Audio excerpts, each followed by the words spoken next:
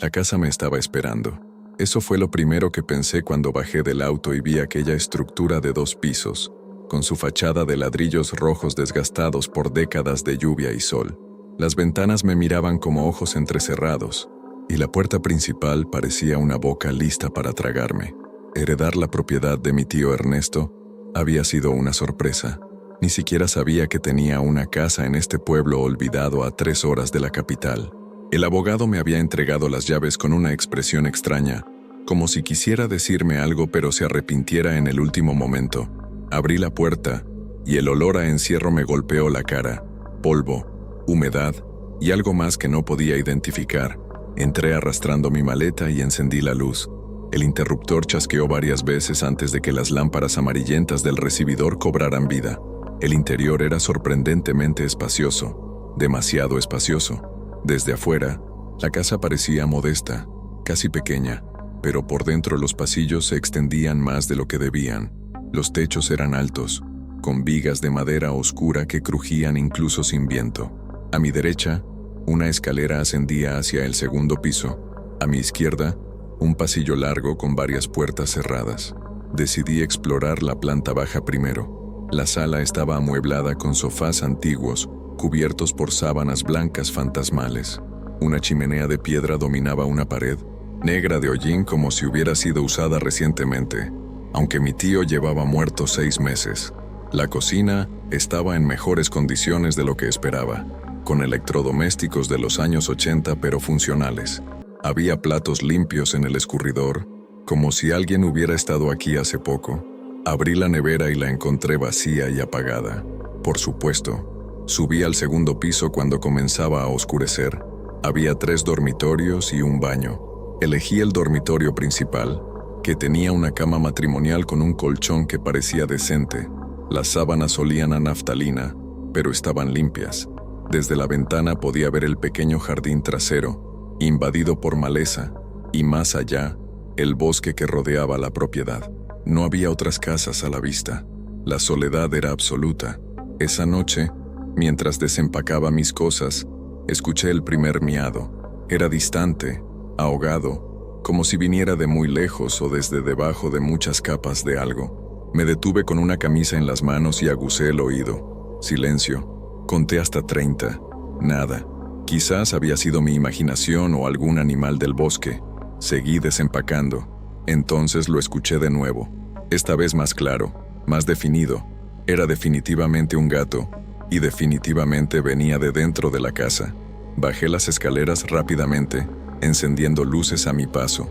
«¿Hola?», llamé, sintiéndome ridículo. «¿Hay un gato aquí?». Revisé la sala, la cocina, debajo de los muebles. Nada. Abrí la puerta trasera y miré hacia el jardín oscuro. Nada se movía. Cerré con llave y revisé todas las ventanas de la planta baja. Todas estaban cerradas. Subí de nuevo y revisé los dormitorios, mirando debajo de las camas, dentro de los armarios. No había ningún gato, pero lo había escuchado. Estaba completamente seguro. Me acosté pasada la medianoche, con el sonido rebotando en mi cabeza. Quizás había un gato atrapado en el ático o en el sótano. Tendría que revisar mañana con luz del día. Me dormí inquieto con la sensación de que algo me observaba desde las esquinas oscuras del dormitorio. A la mañana siguiente, el sol entraba por las ventanas y la casa parecía menos amenazante. Me preparé un café instantáneo que había traído y comencé mi exploración sistemática. Primero, busqué la entrada al ático. La encontré en el techo del pasillo del segundo piso, una trampilla con una cuerda colgante. Tiré de ella y bajó una escalera plegable. Subí con mi linterna. El ático estaba lleno de cajas polvorientas, muebles viejos y objetos cubiertos por sábanas. Pasé una hora revisándolo todo, estornudando por el polvo. No había ningún gato, vivo o muerto, ni siquiera huellas en el polvo que cubrían el suelo. Bajé frustrado. Luego busqué el sótano. Encontré la puerta debajo de la escalera principal. Estaba cerrada con llave. Probé todas las llaves del manojo que me había dado el abogado hasta que una giró. La puerta se abrió con un chirrido y una escalera descendía hacia la oscuridad. El olor a humedad era más fuerte aquí. Bajé lentamente, iluminando con mi linterna. El sótano era pequeño, mucho más pequeño de lo que debería ser dadas las dimensiones de la casa. Solo había algunas estanterías metálicas con latas de pintura vieja y herramientas oxidadas. Ningún gato, ningún lugar donde pudiera esconderse. Volví a subir cerrando la puerta tras de mí. Durante el día, la casa estaba en silencio absoluto. Fui al pueblo a comprar provisiones y aproveché para preguntar en el pequeño mercado sobre mi tío. La cajera, una mujer de mediana edad con delantal floreado, asintió cuando mencioné su nombre. Don Ernesto, sí, vivió aquí muchos años. Hombre solitario, casi nunca venía al pueblo los últimos tiempos. ¿Tenía un gato?, pregunté. Ella frunció el ceño. No que yo sepa. ¿Por qué? Solo curiosidad. Regresé a la casa cuando comenzaba a atardecer. Preparé algo de cenar y me senté en la sala a comer mientras leía en mi teléfono. La señal de internet era pésima, apenas una barra. Tendría que contratar un servicio mejor si iba a quedarme aquí un tiempo.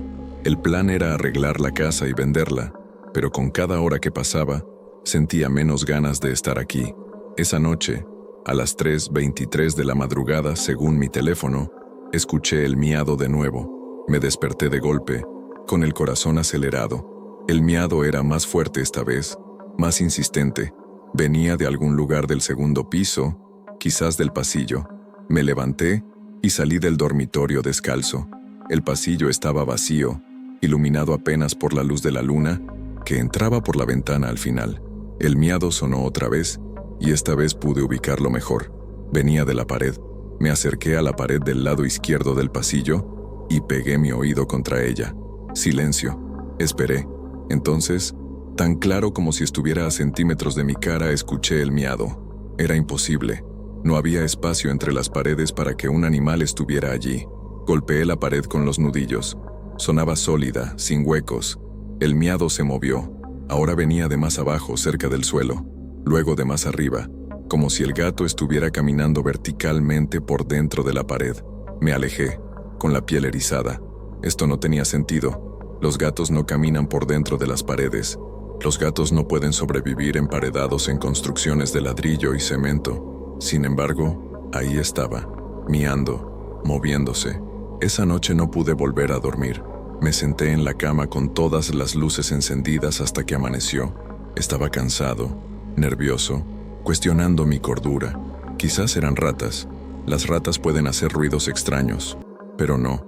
Había escuchado miados de gatos toda mi vida. Sabía distinguirlos. Al tercer día, decidí inspeccionar la casa más metódicamente. Había algo raro en la distribución de los espacios. Tomé una cinta métrica de las herramientas del sótano y comencé a medir las habitaciones y los pasillos. Anoté todo en un cuaderno. Medí el exterior de la casa también, caminando alrededor del perímetro y contando mis pasos. Los números no cuadraban. El interior de la casa era aproximadamente 3 metros más largo que el exterior.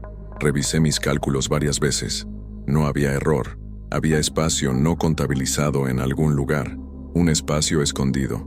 Revisé cada habitación buscando paredes falsas o puertas ocultas. Golpeé paredes. Busqué grietas o irregularidades. Nada obvio. Pero el espacio estaba ahí, en algún lugar. 3 metros de casa que existían pero no podía encontrar. En la tarde, mientras registraba el estudio de mi tío en busca de pistas, encontré algo interesante en el cajón inferior de su escritorio. Planos de la casa. Estaban amarillentos y gastados, pero mostraban la distribución original de la propiedad. Desplegué el papel sobre el escritorio y lo estudié cuidadosamente. Allí estaba. En el plano original, había una habitación en la planta baja, entre la sala y la cocina, que no existía en la casa actual. Según el plano, se accedía a ella por una puerta en el pasillo de la planta baja, pero yo había caminado por ese pasillo docenas de veces, y solo había 3 puertas, una al baño, otra a un armario de limpieza y otra a una despensa. No había cuarta puerta, a menos que hubiera sido sellada. Bajé corriendo las escaleras con el plano en la mano. Me paré en el pasillo de la planta baja y conté las puertas mientras consultaba el plano. Baño, armario, despensa. Caminé lentamente a lo largo de la pared, midiendo con mis pasos.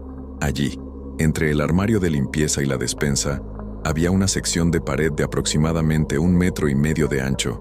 En el plano, ahí estaba la puerta a la habitación perdida. Golpeé la pared con los nudillos. Sonaba diferente. más hueca. Golpeé más fuerte.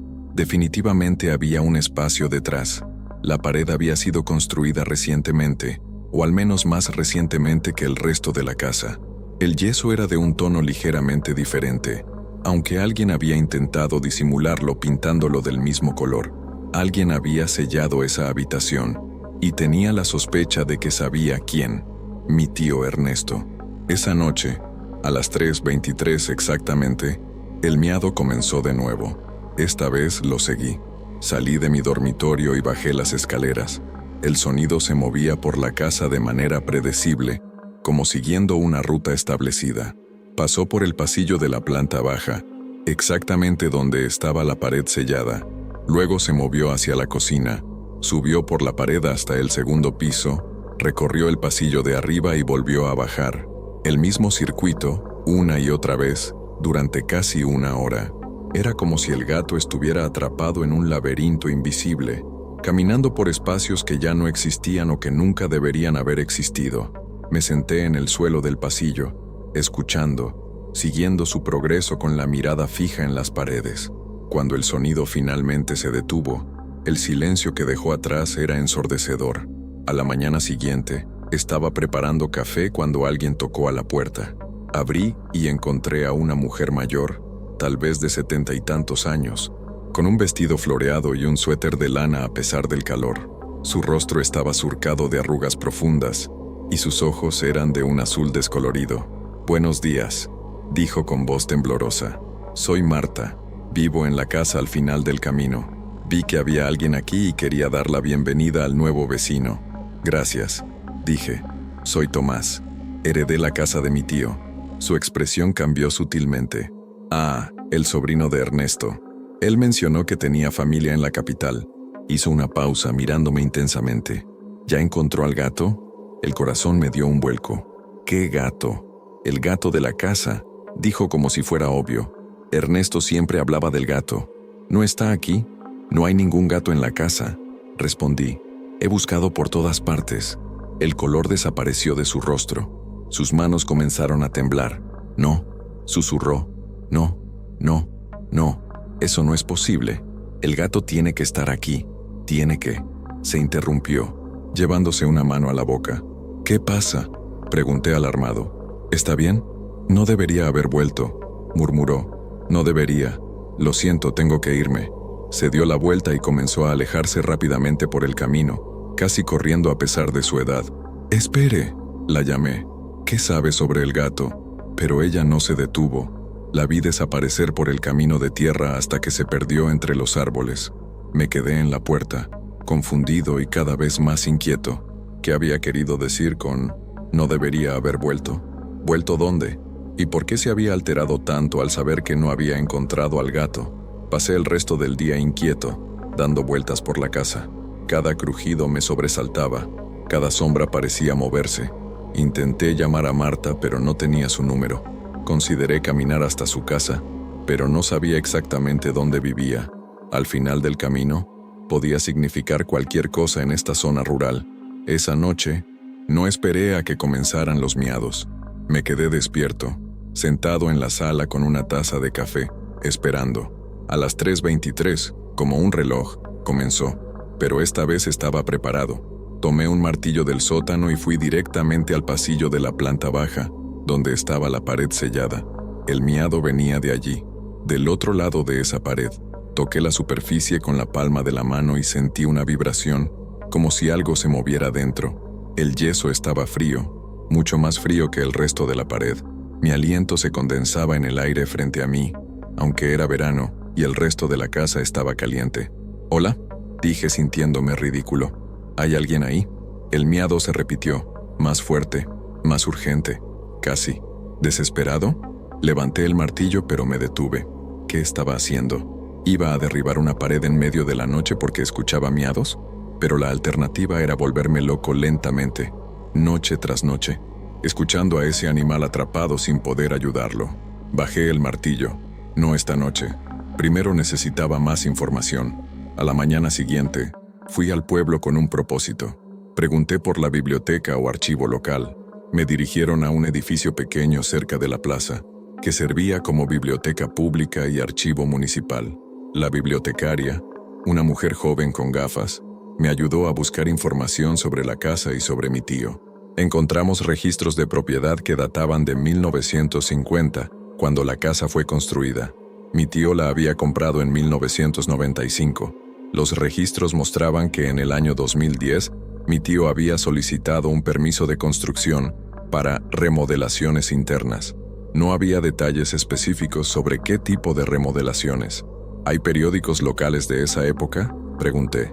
Tenemos el archivo del periódico desde 1980, dijo ella, pero tendría que revisar número por número. No está digitalizado. Pasé las siguientes 4 horas revisando periódicos del 2010 y 2011. En la edición de agosto de 2010, encontré algo. Una pequeña nota en la sección de noticias locales. Ernesto Vázquez, residente de la calle del Bosque, reportó la desaparición de su gato el pasado martes. El animal, de nombre Refugio, tiene aproximadamente 3 años y es de color gris oscuro. Cualquier persona que tenga información puede contactar al señor Vázquez. Refugio. El gato tenía un nombre y había desaparecido en 2010, el mismo año de las remodelaciones. ¿Coincidencia? Seguí buscando. En septiembre de 2010, otra nota pequeña. Ernesto Vázquez desea agradecer a todos los que ayudaron en la búsqueda de su gato. Lamentablemente, el animal no ha sido encontrado. El señor Vázquez pide que se suspenda la búsqueda. Y eso era todo. No había más menciones del gato o de mi tío en los periódicos posteriores. Saqué fotos de ambas notas con mi teléfono y volví a la casa. Refugio. El gato se llamaba Refugio. ¿Por qué alguien llamaría así a un gato? Era un nombre extraño casi. Simbólico, como si el gato fuera un refugio para algo o de algo. Esa tarde, revisé nuevamente el estudio de mi tío, esta vez más exhaustivamente. Saqué libros de los estantes, revisé detrás de los cuadros, vacié cada cajón. En el último cajón del archivero, debajo de una pila de facturas viejas, encontré algo, un diario. Era un cuaderno de tapa dura negra, con las páginas amarillentas. La caligrafía de mi tío era apretada y angular, difícil de leer. Las primeras entradas eran mundanas, notas sobre el clima, recordatorios de tareas domésticas, reflexiones sobre libros que había leído. Pero a medida que avanzaba, el tono cambiaba. Entrada del 15 de julio de 2010. Algo está mal con esta casa. He vivido aquí 15 años y nunca lo había notado antes. Pero hay algo que no encaja. Las sombras se mueven de manera extraña. Las puertas que cierro aparecen abiertas. Escucho pasos en el segundo piso cuando estoy en la planta baja, pero cuando subo no hay nadie. Estoy empezando a preguntarme si estoy solo aquí. Entrada del 3 de agosto de 2010. Refugio desapareció hoy.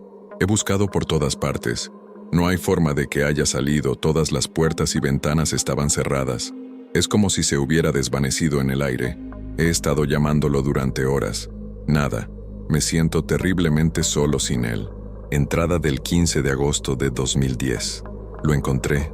Dios mío, lo encontré, pero no puedo sacarlo. Está en la habitación. La habitación. No sabía que seguía ahí. Pensé que era solo un mito, una historia que el dueño anterior me contó una vez cuando estaba borracho. Pero es real. La habitación es real. Y Refugio está adentro. Mi corazón latía con fuerza. Pasé la página con manos temblorosas. Entrada del 20 de agosto de 2010. He investigado sobre la casa. La casa fue construida por un hombre llamado Alberto Mendoza en 1950. Mendoza era, no sé cómo describirlo, un ocultista tal vez, o simplemente un hombre paranoico. Construyó la casa con una habitación especial, una habitación diseñada para esconder cosas, no cosas físicas, sino otras cosas, cosas que no deberían estar en nuestro mundo. La habitación actúa como un sello, un contenedor, y es accesible solo a través de una ventana que da a ningún lugar y a todos los lugares a la vez. Esto no tenía sentido. ¿Mi tío estaba delirando o qué? ¿Me estaba diciendo que había una habitación paranormal en esta casa? Seguí leyendo. Entrada del 1 de septiembre de 2010. No puedo salvarlo. Lo he intentado todo. Refugio está atrapado en la habitación, pero cuando intento entrar, algo me lo impide. Es como si la habitación solo permitiera entrada desde un lado. He llamado a refugio durante días. Puedo verlo a través de la ventana, pero no puedo alcanzarlo. Está asustado, hambriento. Esto me está matando. Entrada del 10 de septiembre de 2010. Tomé una decisión. Si no puedo sacarlo, al menos puedo asegurarme de que nadie más entre accidentalmente. Voy a sellar la puerta a la habitación. Construiré una pared. Refugio tendrá que quedarse allí. No hay otra opción. Perdóname, amigo mío. Perdóname. Esa era la última entrada completa. Había una más, garabateada rápidamente, con una caligrafía temblorosa. No conseguí salvarlo a tiempo. Ahora él está preso. Perdóname. Cerré el diario sintiendo náuseas. Mi tío había encerrado a su gato vivo en una habitación, y luego selló la pared. Pero eso no explicaba cómo el gato seguía vivo 15 años después. A menos que no estuviera vivo en el sentido normal. A menos que esa habitación especial realmente fuera algo más que una simple habitación. Necesitaba ver la ventana.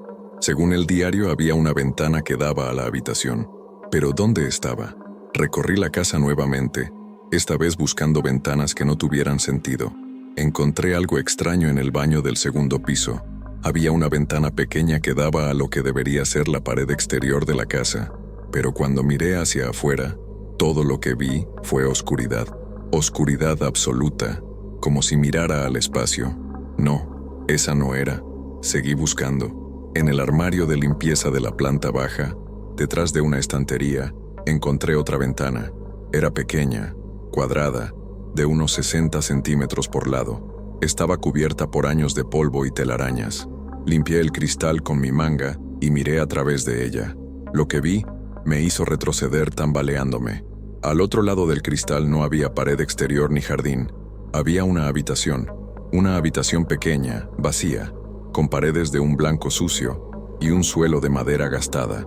Y en el centro de esa habitación, mirándome con ojos enormes y brillantes, estaba el gato. Era de color gris oscuro, tal como describía el artículo del periódico. Estaba extremadamente delgado, casi esquelético, con el pelaje opaco y enmarañado. Pero lo más perturbador eran sus ojos. Eran demasiado grandes, demasiado humanos, llenos de una inteligencia antinatural y algo parecido a desesperación, súplica. El gato maulló en silencio. Pude ver su boca abrirse, pero no escuché ningún sonido. Entonces se acercó a la ventana, caminando con pasos lentos y deliberados. Cuando llegó al cristal, se sentó y me miró fijamente. Alrededor de su cuello tenía una coleira de cuero desgastada. Me acerqué más, pegando mi cara al cristal para ver mejor. En la coleira había una plaquita metálica con un nombre grabado. Refugio, refugio, susurré. El gato parpadeó lentamente, como si me entendiera. Intenté abrir la ventana. Estaba sellada, pintada tantas veces que ni siquiera podía encontrar dónde estaba el marco. Golpeé el cristal suavemente. El gato no se inmutó. Golpeé más fuerte. Nada. El cristal era increíblemente grueso o estaba hecho de algo más que vidrio ordinario. ¿Cómo te saco de ahí?, pregunté en voz alta. El gato inclinó la cabeza, como si considerara mi pregunta. Luego se dio la vuelta y caminó hacia el fondo de la habitación. Allí había otra ventana, idéntica a la que yo estaba mirando. A través de ella pude ver mi propia casa. Vi el pasillo de la planta baja desde un ángulo que no debería ser posible. Era como si la habitación donde estaba el gato existiera en un espacio entre espacios, conectada a mi mundo solo a través de estas ventanas imposibles. El gato se sentó frente a la otra ventana dándome la espalda. Su cola se movía lentamente de un lado a otro. Luego giró la cabeza para mirarme por encima del hombro. En sus ojos había algo que me heló la sangre. Conocimiento. Este gato sabía algo que yo no sabía, y por alguna razón no quería salir. Pasé los siguientes días obsesionado con la ventana y el gato. Cada pocas horas, iba al armario de limpieza para verificar que siguiera ahí, y siempre estaba, sentado en el centro de esa habitación imposible, mirándome con esos ojos demasiado grandes. A veces caminaba en círculos, a veces se acostaba, pero nunca parecía comer ni beber, y sin embargo seguía vivo. Investigué todo lo que pude sobre Alberto Mendoza, el constructor original de la casa. Había poca información disponible. Había sido un inmigrante español que llegó a la zona en los años 40. Trabajó como carpintero y albañil. En los registros del pueblo, aparecía como un hombre solitario, sin familia, que hablaba poco con sus vecinos. Construyó la casa en 1950 y vivió en ella hasta su muerte en 1960. No había información sobre por qué construyó esa habitación especial, pero encontré algo interesante en un libro viejo sobre arquitectura esotérica que pedí prestado a la biblioteca. Hablaba sobre espacios liminales, lugares diseñados para existir en el umbral entre dimensiones o realidades. Estos espacios podían usarse para almacenar cosas que necesitaban ser separadas del mundo normal, cosas peligrosas o corrompidas que no podían ser destruidas, pero tampoco podían permitirse que existieran libremente. ¿Era eso lo que había construido Mendoza? ¿Un contenedor dimensional? Sonaba a locura, pero ¿cómo explicar de otra manera una habitación que solo podía ser vista a través de ventanas, que existía en el plano de la casa pero no en la realidad física de la casa? Y entonces, ¿qué hacía Refugio ahí? ¿Había entrado por accidente como sugería el diario de mi tío? ¿O había algo más? Los miados continuaban cada noche a las 3:23. Ahora sabía que eran reales, que el gato existía, pero aún no entendía por qué podía escucharlo a través de las paredes si estaba en una dimensión separada, a menos que las paredes mismas fueran parte del sello, conectadas de alguna manera a ese espacio liminal. Una noche, al escuchar los miados, noté algo nuevo. El patrón había cambiado. El gato ya no recorría la casa completa. Los sonidos se concentraban alrededor del pasillo de la planta baja, donde estaba la pared sellada, como si Refugio estuviera tratando de llamar mi atención hacia algo específico. A la mañana siguiente, examiné esa pared más cuidadosamente. Golpeé cada centímetro con los nudillos, escuchando cambios en el sonido. La mayor parte sonaba hueca, confirmando que había un espacio detrás, pero en una sección, cerca del suelo, el sonido era diferente, más sólido. Presioné contra esa área y sentí que el yeso cedía ligeramente, como si estuviera suelto. Fui a buscar un cuchillo de la cocina y comencé a raspar el yeso cuidadosamente. Se desprendía en pedazos, revelando ladrillos debajo. Seguí raspando y quitando el yeso hasta que expuse un área de aproximadamente 30 centímetros cuadrados. Los ladrillos estaban colocados recientemente, sin argamasa entre ellos, solo apilados. Alguien había querido que esta sección fuera fácil de quitar si fuera necesario. Saqué los ladrillos uno por uno. Detrás había oscuridad. Saqué mi teléfono y activé la linterna, apuntando hacia el agujero que había creado. La luz reveló una habitación al otro lado, la misma habitación que había visto a través de la ventana, pero estaba vacía. Refugio no estaba allí. Me quedé paralizado, con la linterna del teléfono iluminando el interior vacío de la habitación imposible. Refugio no estaba ahí, pero yo lo había visto minutos atrás a través de la ventana del armario. ¿Cómo podía haber desaparecido? Metí la cabeza por el agujero que había abierto. El aire del otro lado era extrañamente denso, como respirar agua. Olía a nada, literalmente a nada, como si ese espacio existiera en un vacío sensorial. La habitación era exactamente como la había visto. Paredes blancas sucias, suelo de madera gastado y las dos ventanas en paredes opuestas. Pero ningún gato. Entonces, escuché el miado. No venía de la habitación frente a mí, sino de arriba, del segundo piso. Me retiré rápidamente del agujero y subí las escaleras corriendo. El miado se repetía, cada vez más urgente, viniendo del dormitorio principal. Entré y encontré a Refugio sentado en el centro de mi cama. Me detuve en seco. El gato me miraba con esos ojos enormes e inteligentes. A la luz del día, podía ver mejor su estado. No solo estaba delgado, estaba demacrado, con cada hueso visible bajo la piel. Su pelaje gris oscuro estaba en mechones, revelando piel pálida debajo. Pero lo peor eran sus ojos. Ya no parecían ojos de gato. Eran completamente negros, sin pupila ni iris distinguible. Solo dos pozos de oscuridad absoluta. Refugio, susurré. El gato inclinó la cabeza y maulló de nuevo. Esta vez fue diferente. No era el maullido que había estado escuchando por las noches. Era más bajo, más profundo, casi como una voz humana intentando imitar un sonido animal. Di un paso hacia la cama. El gato no se movió. Extendí la mano lentamente. Tranquilo, amigo. No voy a hacerte daño. Cuando mis dedos estaban a centímetros de su cabeza, Refugio se desvaneció.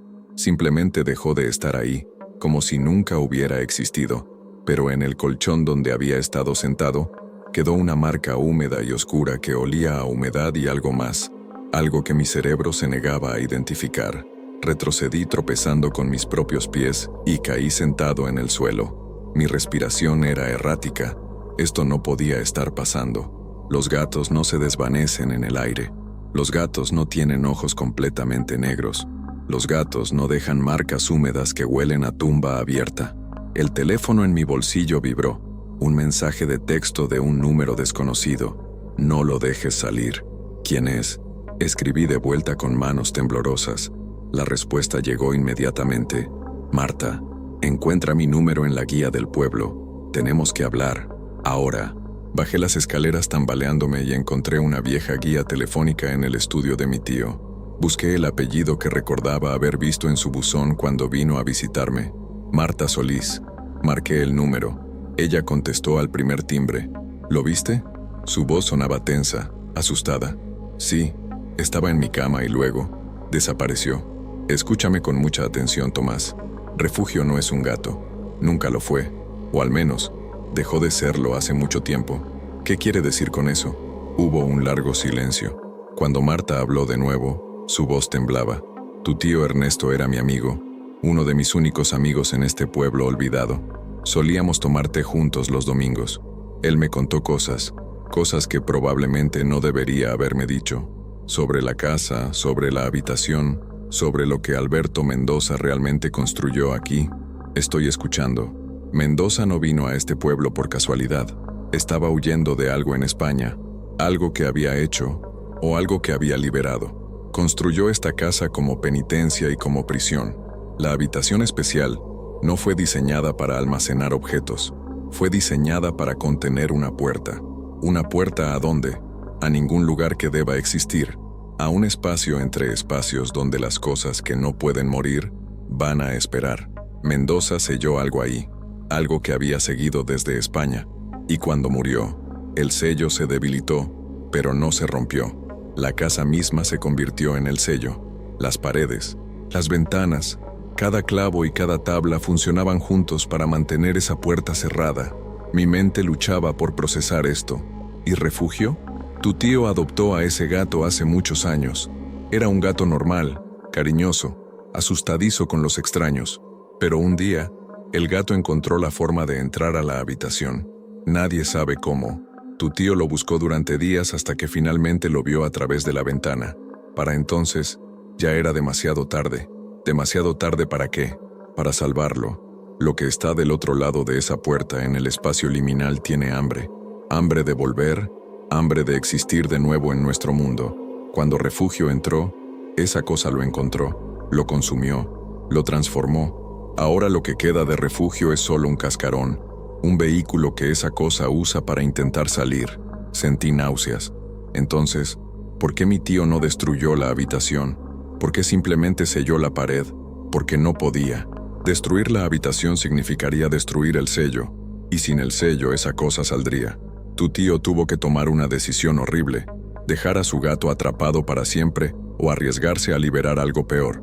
Eligió el mal menor, pero ahora el gato está fuera de la habitación. Lo vi en mi cama.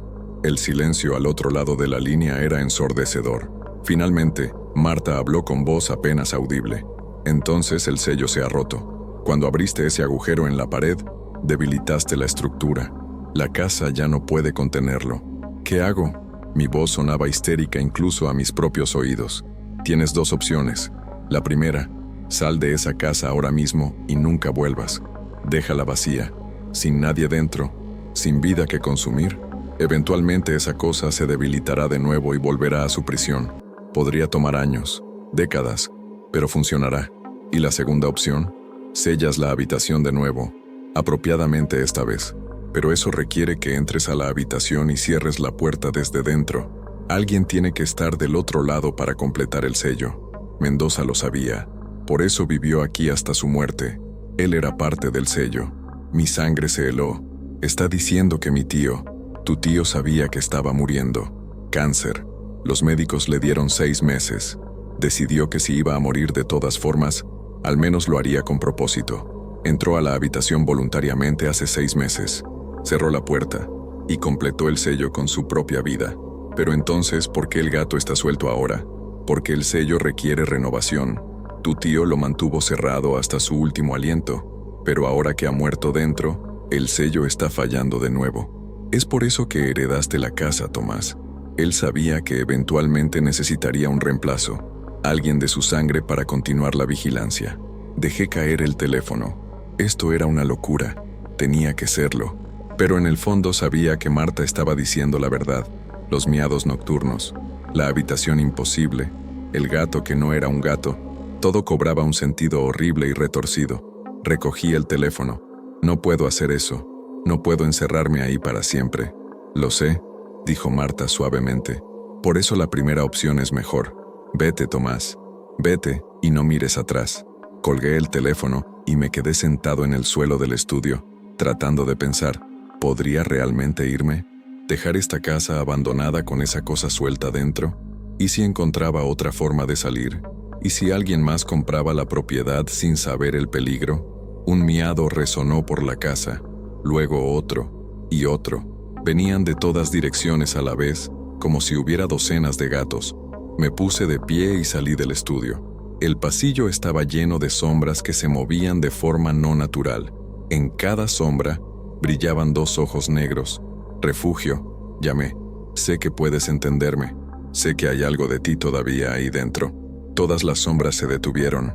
El silencio era absoluto. Entonces, desde el fondo del pasillo, una de las sombras se separó de la pared y tomó forma. Era Refugio, pero más grande, del tamaño de un perro mediano. Su cuerpo parecía estar hecho de humo y oscuridad, con solo sus ojos negros brillantes, como puntos sólidos. «No eres tú quien habla», dije, sorprendido de lo firme que sonaba mi voz. «Eres la cosa que lo consumió». La criatura inclinó su cabeza masiva. Cuando abrió la boca, no salió un maullido sino una voz, seca y antigua como pergamino quemado. «Ernesto, duró 6 meses. Tú, durarás menos. No voy a entrar ahí. Entonces, saldré. Esta casa ya no me contiene. El sello está roto. Marta dijo que sin nadie aquí dentro, te debilitarás». La criatura que había sido Refugio emitió un sonido que podría haber sido una risa. Marta mintió, o no sabía toda la verdad. «Ya estoy fuera. Ya estoy libre. Gracias por abrir la pared». Terror puro me recorrió. Había liberado a esta cosa. Yo había roto el sello que mi tío murió para mantener. «¿Qué eres?», pregunté. «Antiguo, hambriento, paciente». La criatura se deslizó más cerca. «Mendoza, me encerró, tu tío, me mantuvo encerrado, pero tú me liberaste. Ahora, comeré. Primero, a ti. Luego, este pueblo. Luego, más». Retrocedí hasta que mi espalda tocó la pared. «Tiene que haber otra forma de detenerte». «Solo una». La criatura estaba ahora a 1 metro de distancia. Podía sentir el frío antinatural que emanaba de ella. «Entra a la habitación, cierra la puerta, completa el sello. Como Mendoza, como Ernesto. Y si no lo hago, entonces tu muerte será el principio de muchas muertes». Miré hacia el pasillo que llevaba a la planta baja, donde estaba el agujero que había abierto en la pared. Luego miré a la criatura. En sus ojos negros no había piedad, no había humanidad, solo un hambre vacía e interminable. «Dame un momento», dije, «para decidir». «No hay tiempo». «Un momento», repetí con más firmeza. La criatura retrocedió ligeramente. «Un momento. Entonces, eliges o mueres intentando huir». Corrí al dormitorio principal y cerré la puerta, sabiendo que no me detendría, pero necesitaba un segundo para pensar. Saqué mi teléfono y marqué el número de Marta. «Mintió», dije cuando contestó. «Esa cosa ya está libre». «Oh Dios», susurró ella. «Entonces es demasiado tarde. ¿Hay alguna forma de detenerla sin que yo me encierre ahí?» «Yo no lo sé. Ernesto nunca me dijo. Solo me dijo que si algo salía mal, si el sello fallaba, la única forma era que alguien tomara su lugar. Tiene que haber otra forma. Fuego. Podría quemar la casa con esa cosa adentro. No funcionará. Es incorpórea. El fuego no la dañará, y destruir la casa solo la liberará completamente, sin ninguna conexión con su prisión original. Un golpe sacudió la puerta del dormitorio, madera astillándose. Tengo que irme, no dije. Tomás, escucha. Si decides hacer el sacrificio, gracias. Estarás salvando muchas vidas. Pero si eliges huir, no te juzgaré. Nadie te juzgará. Esto no debería ser tu responsabilidad. Otro golpe. La puerta cedió. Adiós, Marta. Colgué y miré alrededor buscando algo, cualquier cosa que pudiera usar. Mis ojos cayeron sobre la ventana. Podía saltar. Estaba en el segundo piso, pero quizás sobreviviría. Podía correr hacia mi auto y alejarme de aquí para siempre. La puerta se desintegró en una explosión de astillas.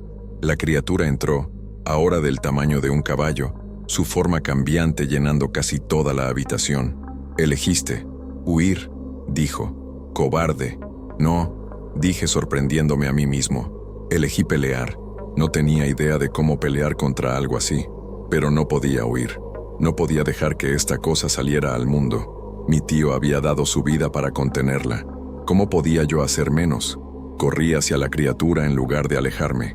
Me atravesó como si fuera humo, y un frío tan intenso que quemaba me envolvió.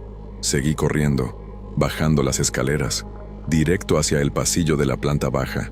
Llegué al agujero en la pared y me arrodillé frente a él. La criatura apareció detrás de mí, materializándose desde las sombras. ¿Qué haces? Lo que debería haber hecho desde el principio, dije.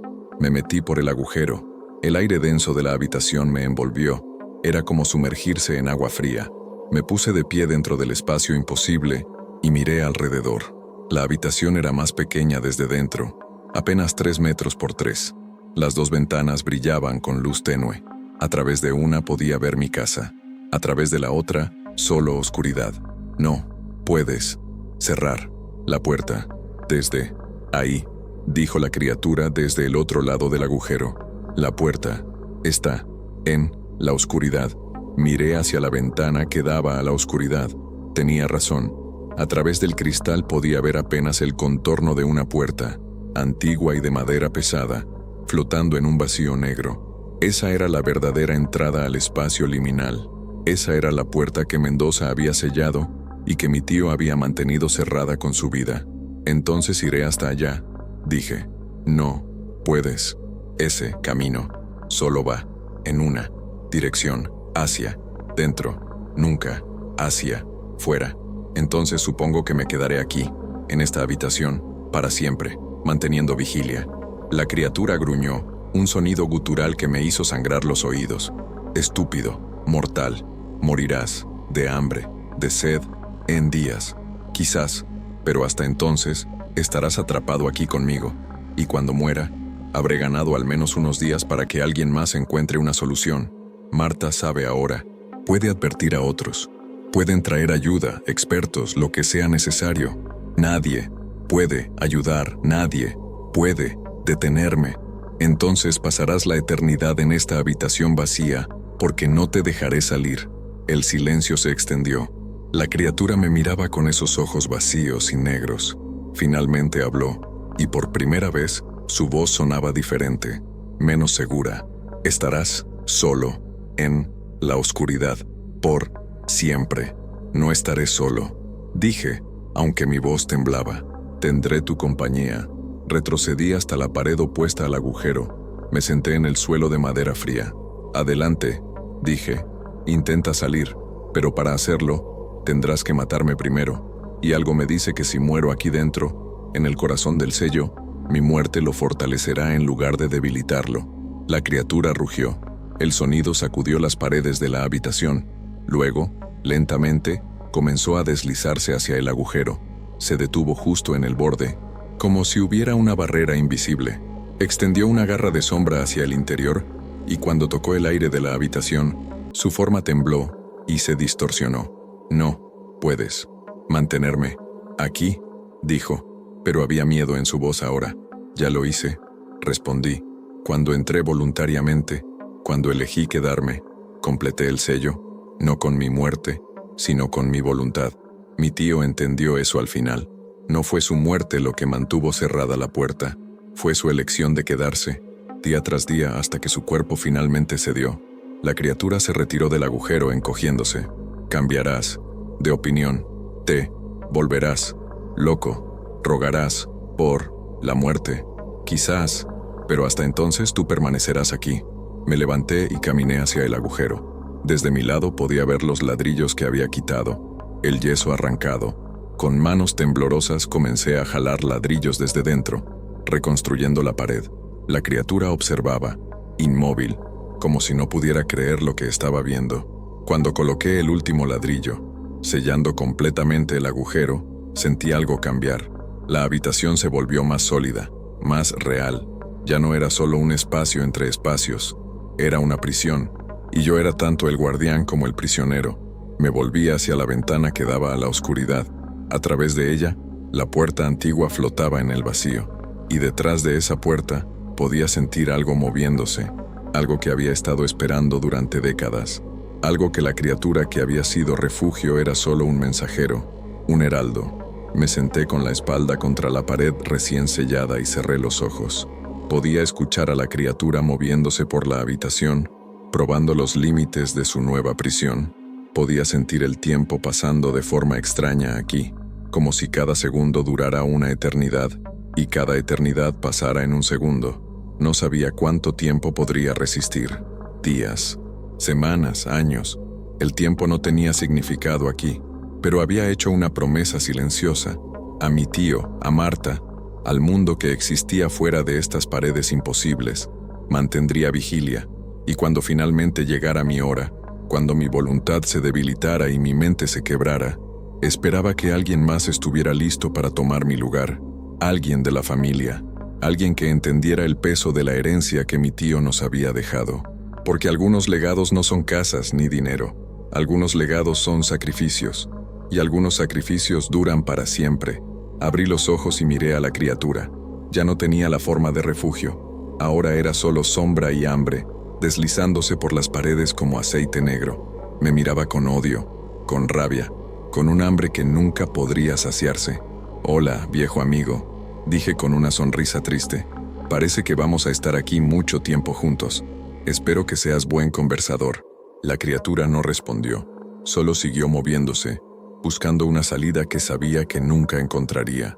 Y yo me quedé sentado, con la espalda contra la pared fría, mirando hacia la oscuridad que se extendía más allá de la ventana, preguntándome cuánto tardaría en olvidar cómo era la luz del sol, el sabor de la comida, el sonido de la lluvia, preguntándome cuánto tardaría en olvidar mi propio nombre. Pero incluso si olvidaba todo lo demás, recordaría esto: hay cosas en este mundo que no pueden morir, y alguien tiene que mantenerlas encerradas. Ahora ese alguien era yo. Epílogo. 3 años después, Marta Solís despertó a las 3:23 de la madrugada con el corazón acelerado. No fue un sonido lo que la despertó, sino la ausencia de sonido. Durante 3 años había escuchado los miados distantes que venían de la casa al final del camino, esa sinfonía nocturna que le recordaba que Tomás todavía estaba ahí, que todavía mantenía vigilia. Pero esta noche, el silencio era absoluto y aterrador. Se levantó de la cama con sus huesos viejos protestando. Se puso la bata y las zapatillas. Afuera, la luna llena bañaba el bosque con luz plateada. Miró hacia donde sabía que estaba la casa de Ernesto, aunque desde su ventana no podía verla entre los árboles. Algo estaba mal, terriblemente mal. Tomó su linterna y salió de su casa. A su edad, caminar por el bosque de noche era una locura, pero la alternativa era quedarse en cama sabiendo que quizás, solo quizás, Tomás necesitaba ayuda, o que algo había salido de esa habitación maldita.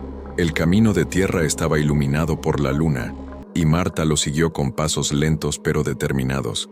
Los árboles proyectaban sombras largas y retorcidas. Un búho ululó en la distancia.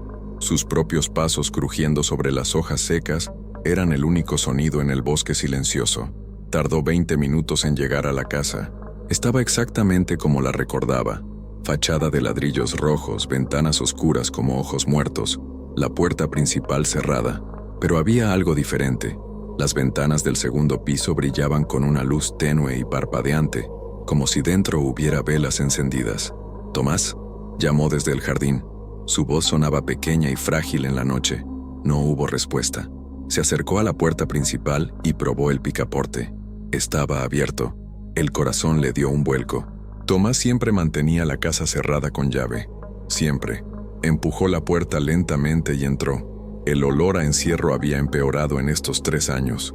Ahora olía a putrefacción, a carne descompuesta, a algo que había estado muerto demasiado tiempo. Encendió su linterna y el haz de luz reveló el recibidor cubierto de polvo. Había huellas en el polvo, huellas de pies descalzos que iban desde la escalera hasta la puerta principal, huellas que salían, no que entraban. «Oh, Dios», susurró Marta. «No, no, no». Siguió las huellas hacia la escalera. Subió lentamente, agarrándose del pasamanos, cada escalón protestando bajo su peso. Las huellas continuaban por el pasillo del segundo piso, hacia el dormitorio principal. La puerta estaba entreabierta y la luz parpadeante venía de dentro. Empujó la puerta con dedos temblorosos. La habitación estaba iluminada por docenas de velas colocadas en el suelo formando un círculo. En el centro del círculo, sobre la cama, yacía un cuerpo. Era Tomás, o lo que quedaba de él. Estaba extremadamente delgado, casi esquelético, con la piel pegada a los huesos. Su cabello, que recordaba castaño, ahora era completamente blanco. Tenía los ojos abiertos, mirando fijamente al techo, pero eran ojos muertos, vidriosos. En su garganta había marcas de garras, profundas y negras como si hubieran sido hechas con hierro al rojo vivo. Pero lo más perturbador era su boca. Estaba abierta en un grito silencioso, y de sus labios secos colgaban jirones de algo que parecía telaraña negra. Marta se acercó lentamente al cuerpo, extendió una mano temblorosa y tocó su mejilla. Estaba fría pero no rígida, como si hubiera muerto hace pocas horas. «Perdóname», susurró. «Debí haber encontrado otra forma. Debí». Un miado interrumpió sus palabras. Se dio la vuelta bruscamente. En la puerta del dormitorio estaba Refugio, pero no era el gato demacrado y fantasmal que había visto 3 años atrás. Este era un gato normal, de pelaje gris oscuro brillante, ojos verdes claros y alertas, con un collar de cuero nuevo alrededor del cuello. «¿Refugio?», dijo Marta confundida. El gato inclinó la cabeza y entró a la habitación con pasos ligeros y elegantes. Saltó a la cama junto al cuerpo de Tomás y se sentó sobre su pecho. Comenzó a ronronear. «Eso es imposible», murmuró Marta. Tú eras». El gato la miró y en sus ojos vio algo que le heló la sangre. Inteligencia, conocimiento y algo parecido a satisfacción. «¿Saliste?», dijo Marta, su voz apenas un susurro. «Cuando él murió, el sello se rompió y saliste». El gato siguió ronroneando. Se levantó y caminó sobre el cuerpo de Tomás hasta llegar a su cara. Olisqueó la boca abierta, las hebras de oscuridad que colgaban de los labios.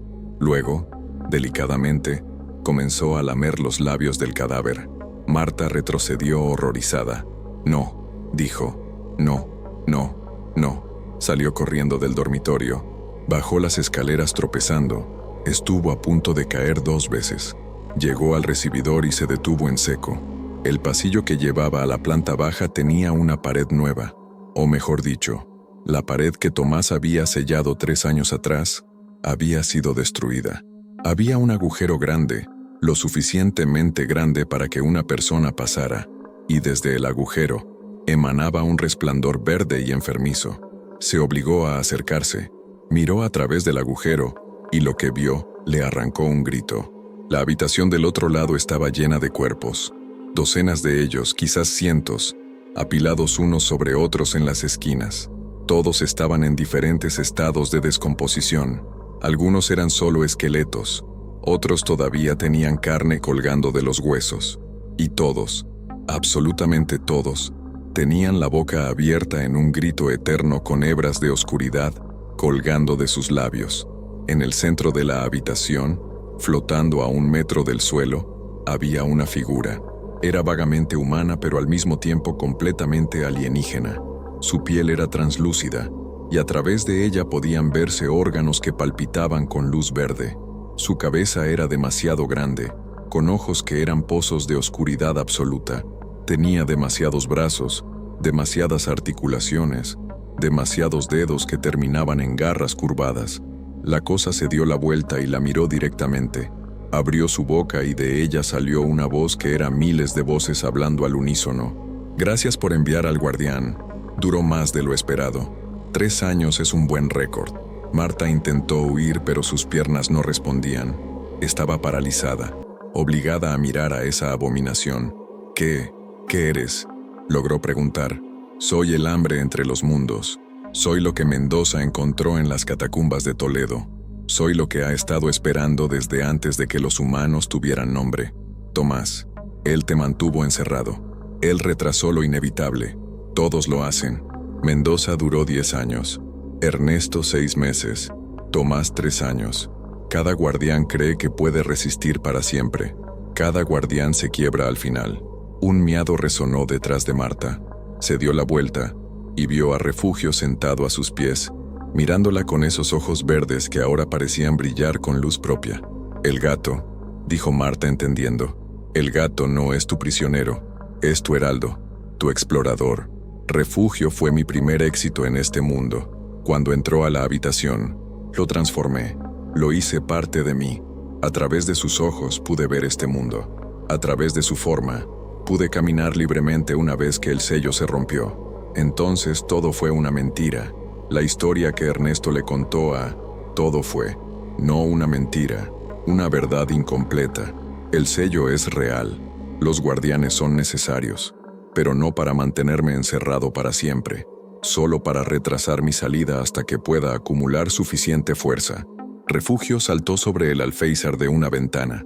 Marta lo siguió con la mirada y lo que vio le hizo comprender la magnitud del horror. A través de la ventana podía ver el pueblo, y en cada casa del pueblo, en cada ventana, había un gato sentado, gatos de todos los colores y tamaños, todos mirando en la misma dirección, todos con los mismos ojos verdes brillantes. ¿Cuántos?, preguntó Marta con voz entrecortada. 127 en este pueblo, miles en la región, millones en el mundo. He estado enviando exploradores durante décadas.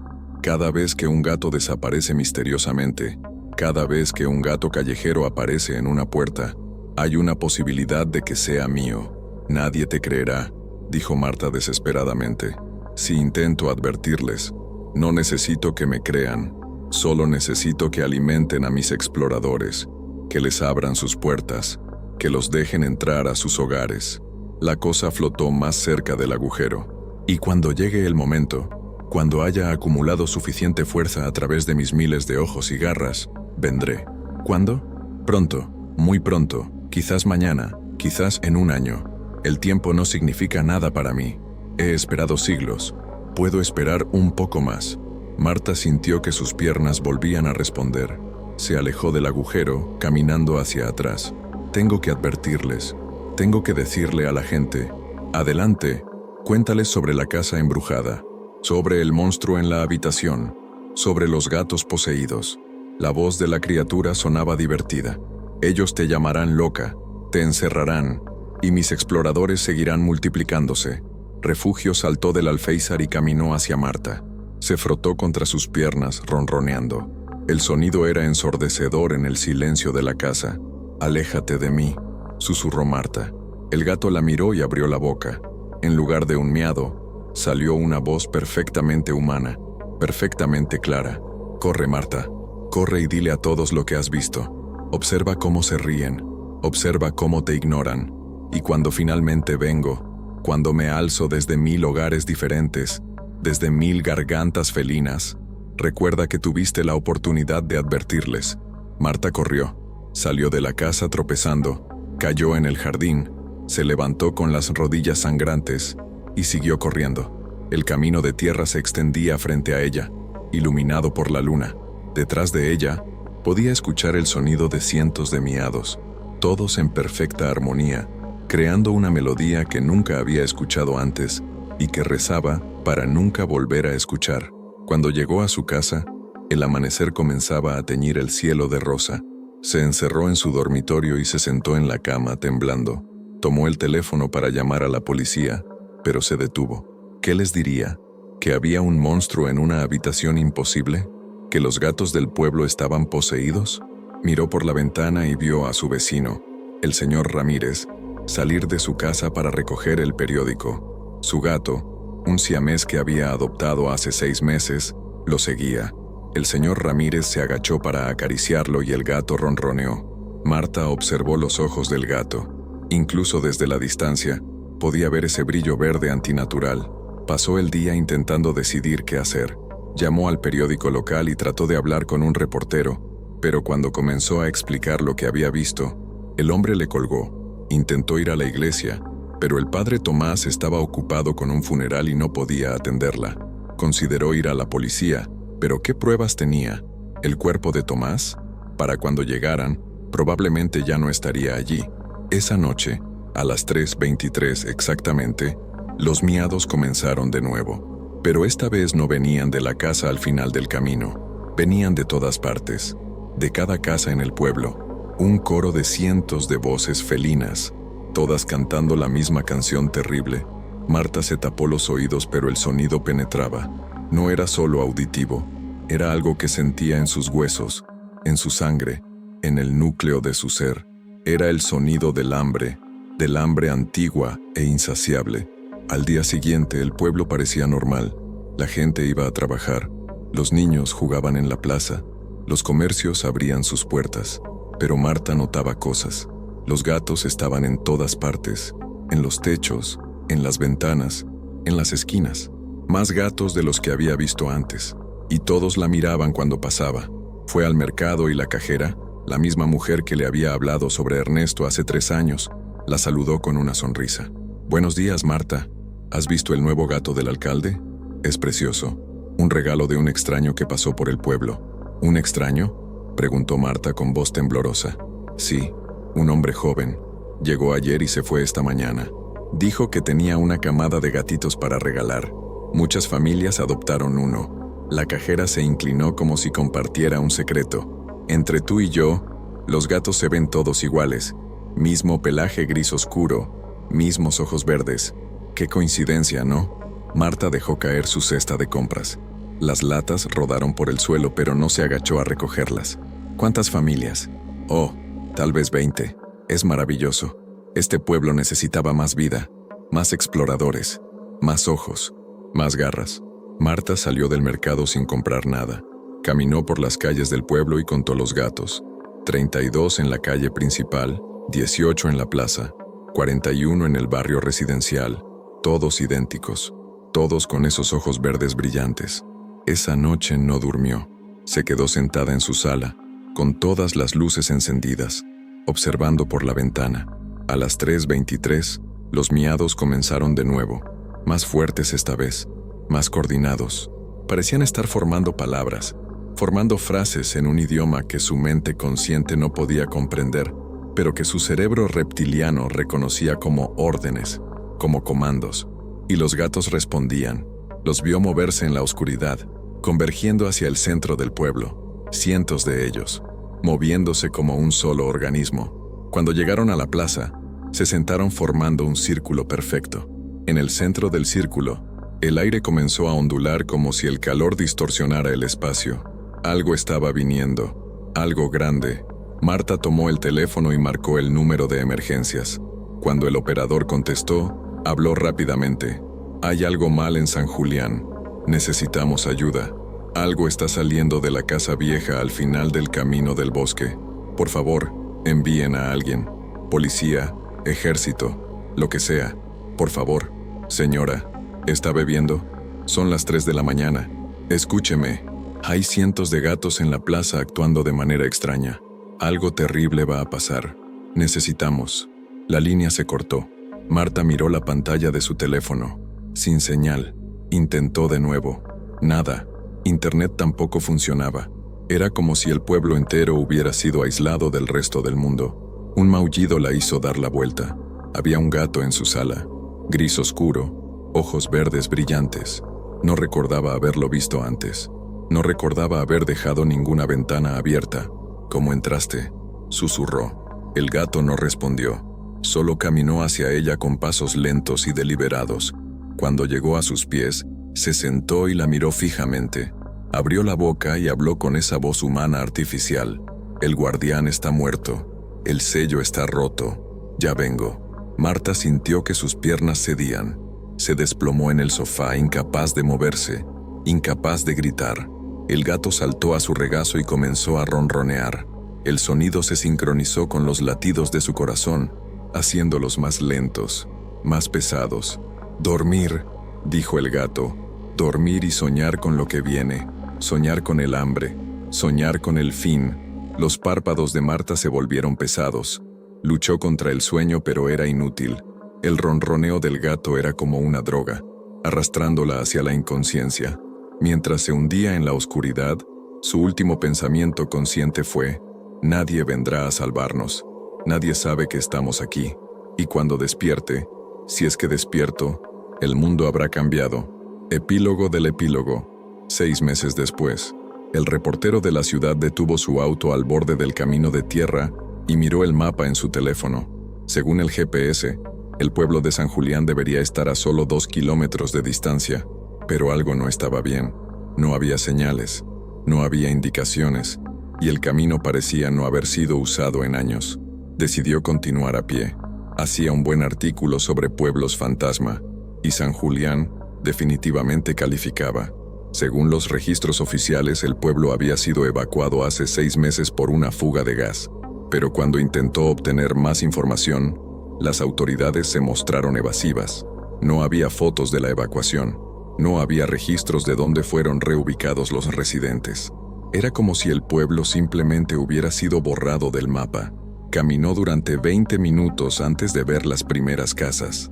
Estaban vacías, con las puertas abiertas meciéndose con el viento. Las ventanas estaban rotas, las paredes cubiertas de enredaderas. Parecía que el pueblo había estado abandonado durante años, no meses. Caminó por la calle principal tomando fotos.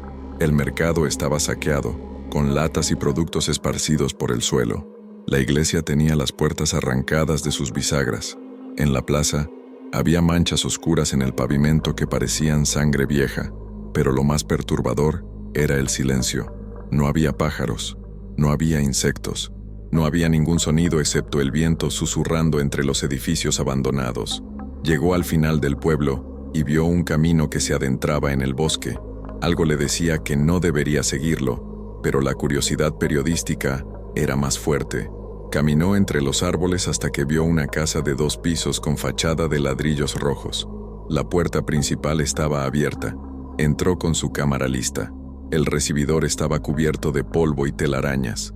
Había marcas de garras en las paredes. Siguió las marcas hasta el pasillo de la planta baja. Allí encontró el agujero en la pared, y a través del agujero vio la habitación. Estaba vacía ahora, solo paredes blancas sucias y suelo de madera. Las 2 ventanas brillaban con una luz tenue. Se acercó al agujero y miró más de cerca. En el centro de la habitación, alguien había escrito algo en el suelo con lo que parecía ser sangre seca. «Ya llegué, ya comienzo, ya no pueden detenerme». El reportero retrocedió rápidamente, con el corazón acelerado. Tropezó con algo y cayó al suelo. Cuando miró qué era, gritó. Era un cuerpo, extremadamente delgado, con la boca abierta en un grito eterno, hebras de oscuridad colgando de los labios. Era una mujer mayor. En su bata tenía bordado un nombre: Marta. El reportero se levantó y corrió hacia la salida, pero cuando llegó a la puerta principal, se detuvo en seco.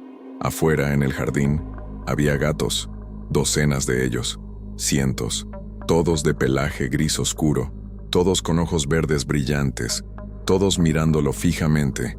Uno de ellos, sentado en el escalón principal, abrió la boca y habló: «Bienvenido, hemos estado esperándote». El reportero intentó retroceder, pero más gatos entraban por detrás de él, llenando la casa. Los miados comenzaron, ese coro terrible que hacía vibrar los huesos. Y mientras el sonido crecía, el reportero comprendió con horror la verdad. No había habido fuga de gas, no había habido evacuación. El pueblo de San Julián había sido el primer curso de un banquete que apenas comenzaba, y él sería el postre. Los gatos se acercaron en masa, y lo último que vio antes de que lo cubrieran completamente fueron esos miles de ojos verdes brillando en la penumbra, todos reflejando el mismo hambre antigua e insaciable. Y en algún lugar, en una habitación que existía entre espacios, En el corazón de una casa que no debería existir, algo reía con miles de voces. El guardián había fallado. El sello estaba roto, el hambre era libre, y el mundo nunca volvería a ser el mismo.